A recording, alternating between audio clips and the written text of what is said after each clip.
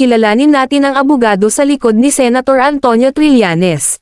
Siya si Attorney Reynaldo Robles, isa sa mga tahimik ngunit matatag na haligi sa likod ni dating Senador Antonio, Sonny, Trillanes. Siya ang abogadong tumulong kay Trillanes sa laban nito laban kina dating Pangulong Rodrigo Duterte at Bongo. Hindi lang basta tagapayo si Robles, siya ang nagsulat at naghain ng mga kaso laban kay Bongo, kabilang ang mga plunder cases na umalangaw-ngaw sa publiko.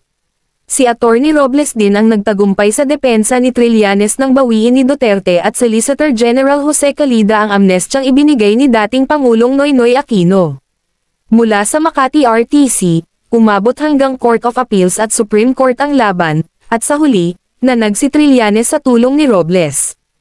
Hindi rito nagtatapos ang kontribusyon ni Attorney Robles. Siya rin ang tumulong sa pagsulat at paghahanda ng mga komunikasyong isinumite ni Trillanes, Alejano, at Sabio sa International Criminal Court, ICC, noong 2017, mga dokumentong nagugnay kay Duterte sa mga kasong may kinalaman sa human rights violations. Dahil dito, maraming nagpapasalamat kay Attorney Reynaldo Robles, hindi lang bilang abogado, kundi bilang katuwang sa laban para sa hustisya at laban sa korupsyon.